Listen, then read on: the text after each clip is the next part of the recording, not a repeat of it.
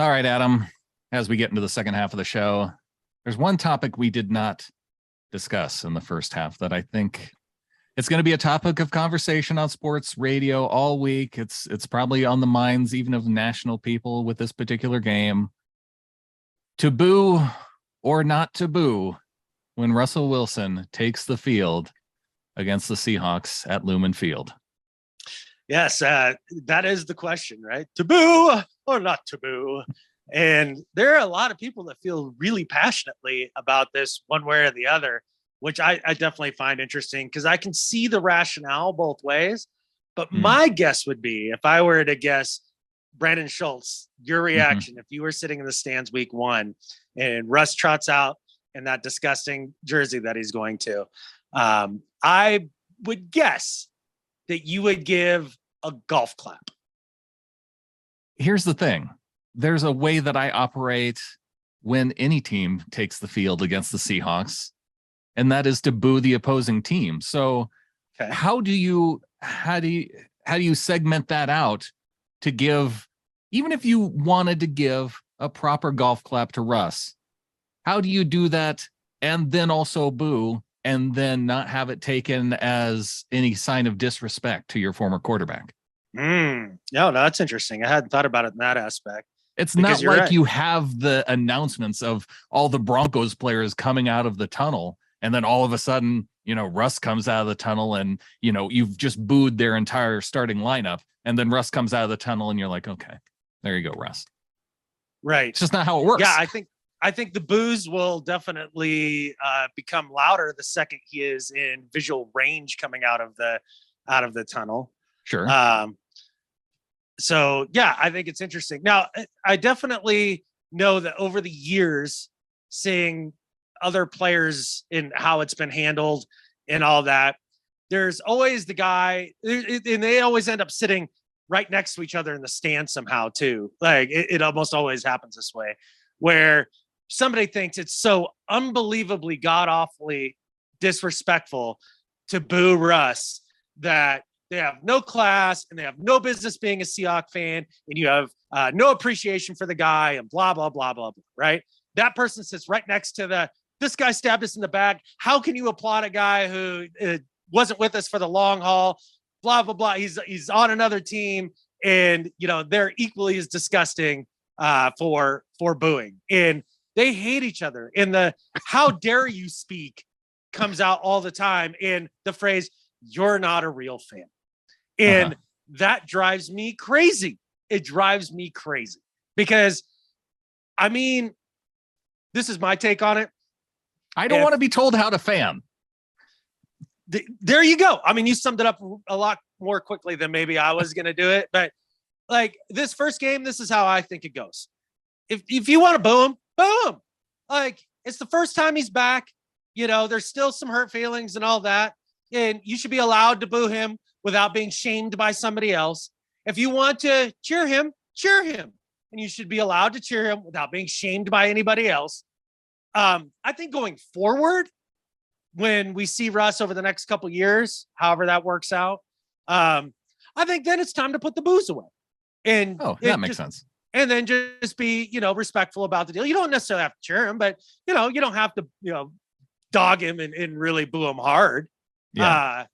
But this first game, I don't think that, short of cussing him out and like saying some nasty things, like personal things. Right. Short of that, you should be able to do just about whatever you want here. And it's okay.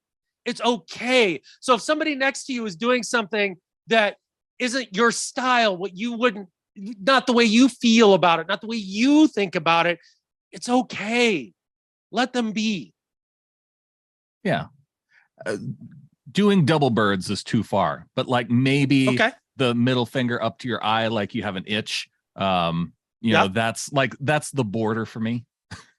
Yeah. I'm good with you on that one. I agree on that. And, it obviously anything personal, like you don't need to go there. This is sports hate, people, not real hate.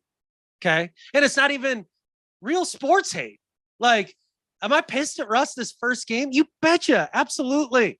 After this game, I'm over it. Moving on. Yeah. he got what he wanted with the contract.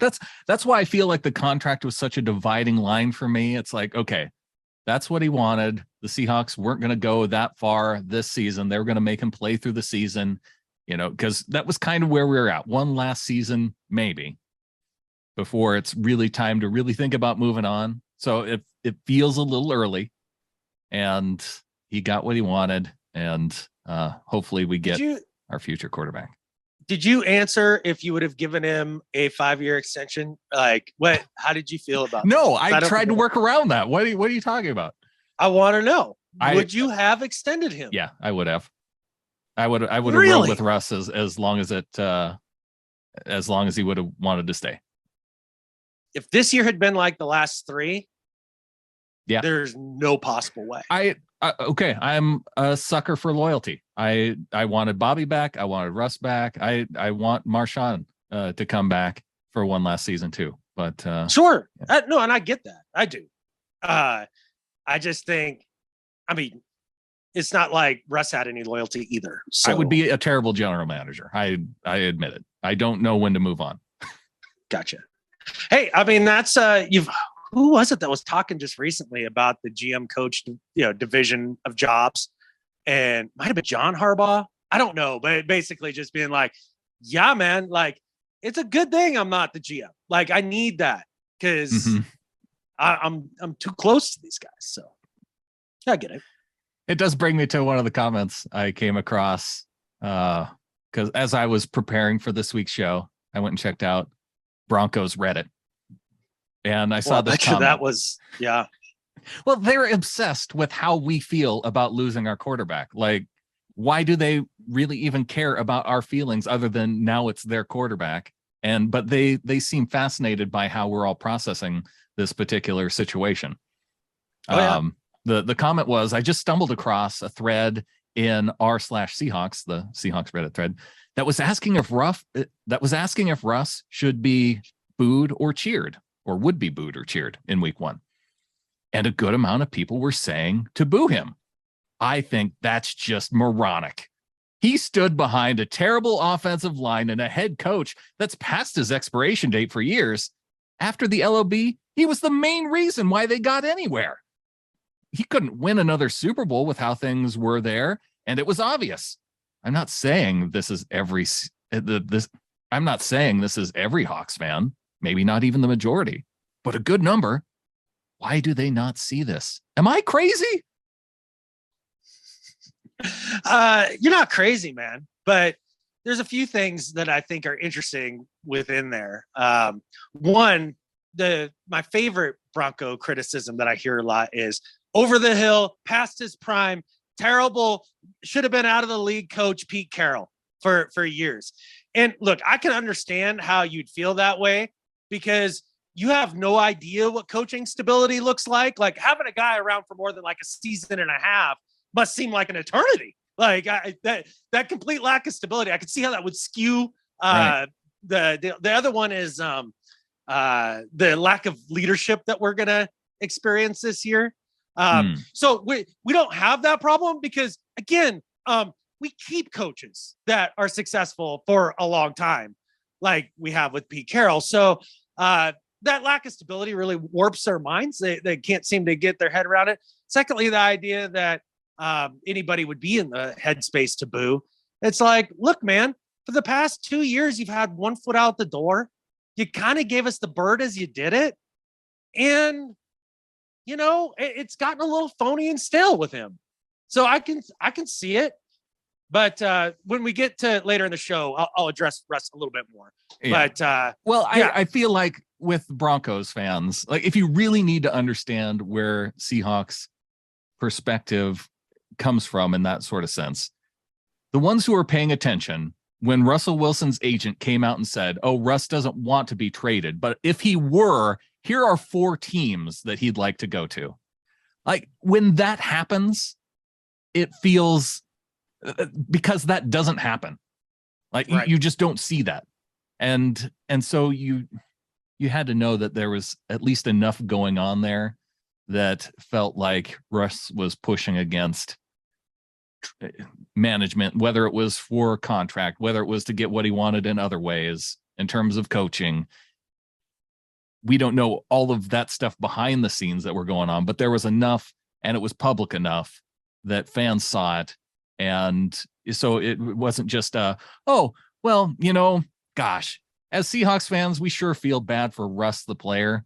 Man, I just wish he could go somewhere and be successful. Like Von Miller. Von Miller, he doesn't have a whole lot of time left. I sure am happy that he had a chance to go to the Rams and win a Super Bowl because he really deserved that second chip.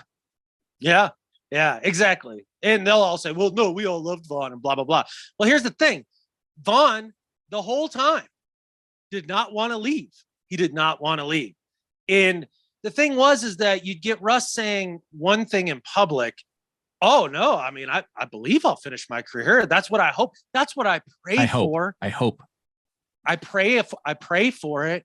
Mm-hmm. And then behind the scenes, all the leaks that would come out were the opposite of that. And it felt a little backstabby. It genuinely did. And a little two-faced and a little CEO-y. Yeah. And a lot of it wasn't so much the money aspect. It was the power aspect. Russ had to have more power, and he's got it now. So, I mean, good luck, man. Thanks for checking out this excerpt of the Seahawkers podcast. If you liked what you saw, like, share, subscribe, and heck, check out the full show on iTunes or wherever else you get your podcasts. And with that, there's only one thing left to say. Go Hawks.